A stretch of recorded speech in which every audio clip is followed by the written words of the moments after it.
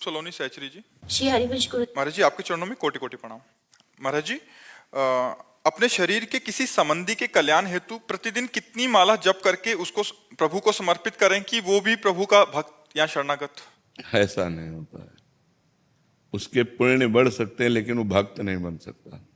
भक्त तो साधु समागम में आवे और स्वयं भक्त बनना चाहे तो भक्त बन सकता है, अन्यथा ऐसा नहीं कि हम 10-20 माला उसको दे दें।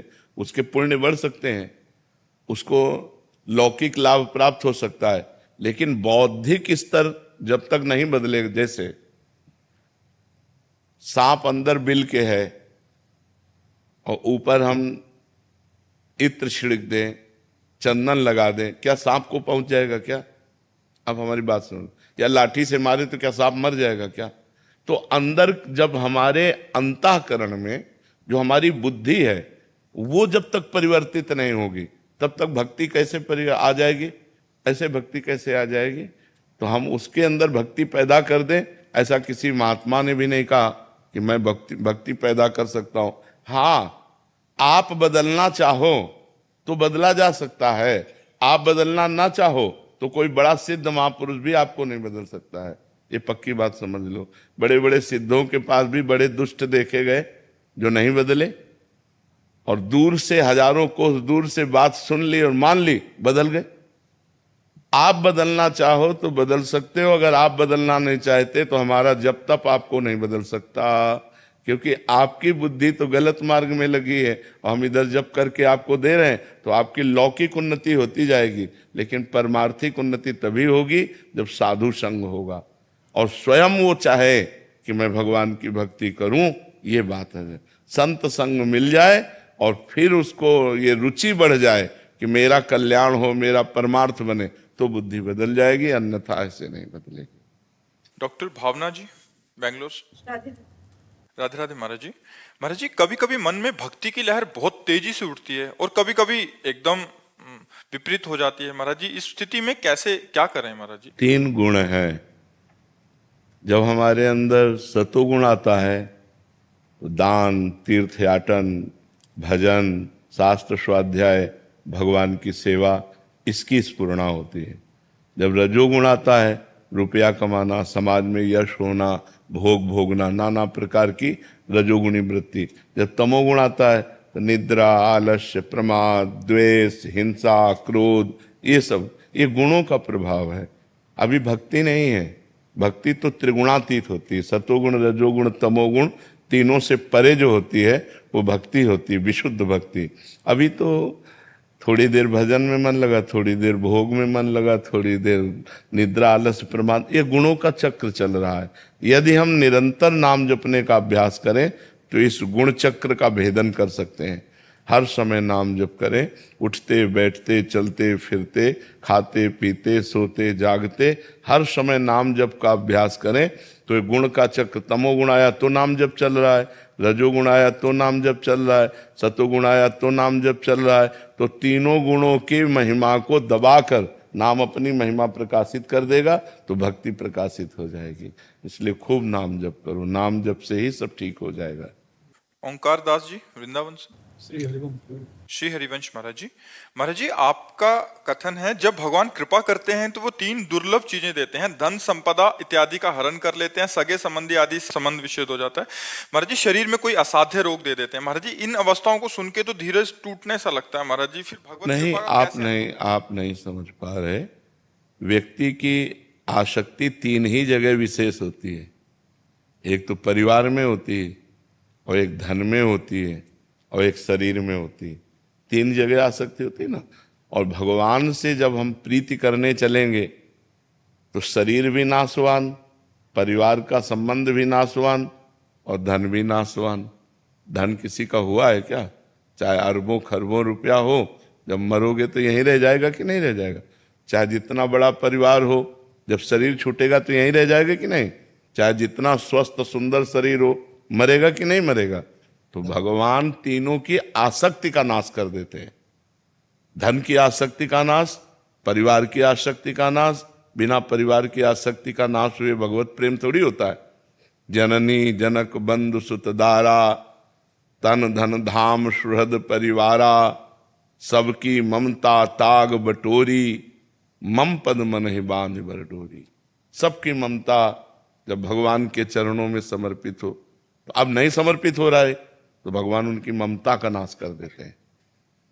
भगवान उनके परिवार का नाश थोड़ी कर सकते। किसी भक्त का हमें बताओ, अम्बरीश जी चक्रवर्ती सम्राट है, कितना वैभव है और महान भक्त है, राजा है तो रानियां हैं, पुत्र है, परिवार है। भगवान उनके पुत्र परिवार को मार दिया, भगवान ने उनकी संपत्ति अपहरण कर ली। अम्बरीश जी स्वस्थ थे, क्या भगवान ने उनको असाध्य रोक दिया? नहीं। विभीषण जी को लंका का राज्य दिया एक कल्प तक के लिए, ध्रुव जी को राज्य दिया, प्रहलाद जी को राज्य दिया। तो इसका मतलब समझो, शास्त्र के वाक्यों का अर्थ अगर सही नहीं समझ में आया तो फिर भय आ जाए। शास्त्र निर्भय करने वाले हैं। परिवार की ममता का भगवान नाश कर देते हैं, धन की प्रियता का भगवान नाश कर देते हैं, शरीर की अहमता का नाश कर देते हैं। अब वो कैसे करेंगे, ये उनका खेल है। डॉक्टर हैं, हमको थोड़ी चिंता करनी है। और ये तीनों जब तक रहते हैं तब तक जीव की दुर्गति नहीं रुकती। तो भगवान सदगति देने वाले, तो भगवान तो कृपा करके दुर्गति से हटा रहे, तो इसमें भय होने की क्या बात है। वर्षा जी जयपुर से। श्री हरिवंश महाराज जी, महाराज जी साधना में अहंकार और प्रमाद ना बने, इसके लिए हमें क्या करना चाहिए? गुरु चरण सेवा, तिनकी संगति रहत जाति कुल मद सब नंसई, संतत सेवक सदा भजत जे श्री हरिवंशई। भगवत प्रेमी महात्मा जो सदगुरुदेव हैं, उनकी चरण रज माथे पे रोज धारण करे, उनकी आज्ञा का पालन करे, उनके द्वारा दिए हुए गुरु मंत्र पाठ आदि का नियम पूर्वक अगर हम निर्वाह करें तो धीरे धीरे हमारा अहंकार गलित हो जाएगा। क्यों? क्योंकि साधन करने से हमें ज्ञान होगा और ये अहंकार अज्ञान में टिका हुआ है। जहाँ ज्ञान प्रकट हुआ तो अहंकार नष्ट हो जाएगा, बिना ज्ञान हुए अहंकार नष्ट नहीं होगा। ये अविद्या है। जब विद्या का प्रादुर्भाव हो, ज्ञान का, तभी अविद्या ढहे। तो इसलिए हमें अपने सदगुरुदेव की उपासना करनी चाहिए। जो सदगुरुदेव ने नाम मंत्र, जो पाठ, जो उपासना बताई, उसी के अनुसार हम बहुत लंबे समय तक चलते रहें तो हमारा अहंकार धीरे धीरे गलित हो जाएगा। सदगुरुदेव की कृपा से सब ठीक हो जाता है। गुरुदेव कृपा करें तो अहंकार चट से नष्ट हो जाए, क्योंकि यह जन्म जन्म का यह अहंकार जन्म मरण के चक्र में फंसाने वाला, गुरुदेव की कृपा दृष्टि पड़ते ही ठीक हो। अज्ञान तिमिरांधस्य ज्ञानांजन शलाकया चक्षुरुन्मीलितमेन तस्मै श्री गुरुवे नमः। जो गुरुदेव भगवान अज्ञान रूपी अंधकार का नाश करके हमारे ज्ञान रूपी नेत्र खोल देते हैं, ऐसे सदगुरुदेव को प्रणाम है। शांतनु कौशिक जी। राधा वल्लभ। राधा वल्लभ श्री हरिवंश महाराज जी। महाराज जी सबकी आत्मा एक है तो मोक्ष किसका होता है महाराज जी? मोक्ष और कल्याण में क्या अंतर है महाराज जी? मोक्ष होता ही नहीं है। जो मोक्ष कहा गया है वो ये बात कही गई जैसे हमने माइक पकड़े है, हमने छोड़ दिया, इसी को मोक्ष कहते हैं। आत्मा को कभी, हमको कभी माइक पकड़ सकता है क्या? ये जड़ शरीर आत्मा को कभी पकड़ सकता है क्या? कभी नहीं।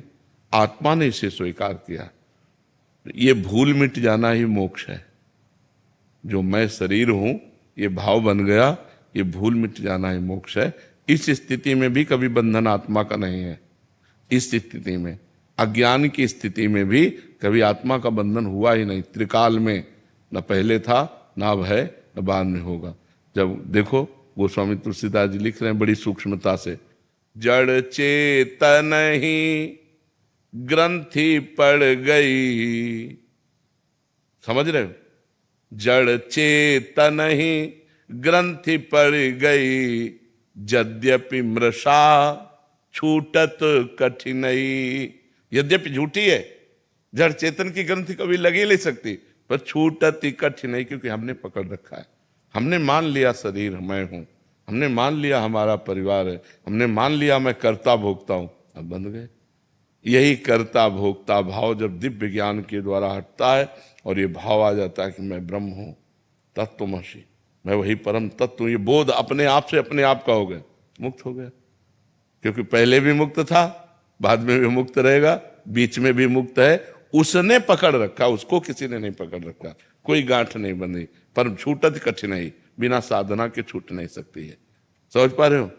और कल्याण का मतलब है कि जैसे आपकी दुर्गति रुक गई, आप तप लोग गए, जन लोग गए, महार लोग गए, ब्रह्म लोग गए, स्वर्ग लोग गए, उत्तम लोगों को, ये बात है। लेकिन मोक्ष होना मतलब जन्म मरण चक्र से ही निवृत्त हो जाना। किसी लोकांतर में भटकने की बात नहीं, जन्म मरण से ही मोक्ष हो जाना। अब जन्म मरण नहीं होगा। जिसको ये बोध हो गया, मैं करता नहीं, मैं भोगता नहीं, मैं शरीर नहीं, मैं तो परमात्म स्वरूप हूं, ऐसा बोध हो गया, वाणी से नहीं स्वयं से हो गया, उसकी पहचान है कि उसे कभी मोह नहीं व्याप्त होगा, उसे कभी काम नहीं सताएगा, उसे कभी क्रोध नहीं आएगा, उसे कभी लोभ, ये सड विकार जित अनघ अकामा, कोई उसके अंदर कामना नहीं। वो निष्पाप महापुरुष परम पवित्र आत्मस्वरूप को जो प्राप्त हो गया वो दिव्य हो जाता है। समझ पा रहे हैं आप? जानवर गधे का उदाहरण दिया, उसको उसका मालिक बांध देता है। हाँ, पर न जैसे हम ऐसे सोचते हैं जैसे वो गधा तो ऐसे नू भाग भी सकता है, ऐसे हम नहीं भाग सकते। मैं खुद परमात्मा हूँ, ऐसा वाणी से अनुभव, ज्ञान से ही अनुभव होगा, भजन से ही अनुभव होगा, भजन से अपने आप से नहीं होगा। नहीं, भजन जब तक नहीं करोगे तब तक ऐसे कैसे अनुभव होगा? जैसे अभी आप ये जान लो हमसे कि आप शरीर नहीं हो, लेकिन आपको पीड़ा होगी तो महसूस होगा ना मेरे खो रहे। आप दर्पण में देखोगे तो महसूस होगा ना मैं अपने को देख रहा हूं, क्योंकि ये बोध नहीं हुआ, ये वाणी से केवल हो गया। और जब बोध हो जाएगा तो आप कहोगे नहीं कि मैं ब्रह्म हूं, वो अनुभव होता रहेगा और सब दुख सुख समान भाव से सहते हुए जीवन यात्रा पूरी हो जाएगी। महाराज जैसे हम आपने बता रखा नाम जपते हुए सोना चाहिए, ऐसे मैं सोता हूँ पर न गृहस्थ जीवन में है अशुद्ध हो जाते हैं सोते। हाँ हाँ हाँ, तो नाम जब तो उस समय भी कर सकते। तंद्रा में चलते हैं तो ना अपने आप मंत्र सफरित होने लगता है, इससे कोई अपराध तो नहीं लगता। जैसे जब अब होश में नहीं हो तो कोई बात नहीं है, होश में जब नहीं हो, पक्का कन्फर्म नहीं है, जैसे उसमें ऐसा लगता भी है। हाँ हाँ हाँ हाँ, कोई बात नहीं, उसमें कोई बात नहीं। हाँ उसमें कोई बात नहीं। होश में जब आओ तो राधा वल्लभ से हरिवंश, राधा राधा राधा राधा। देवी कल्याण जी उड़ीसा से। राधे राधे महाराज जी।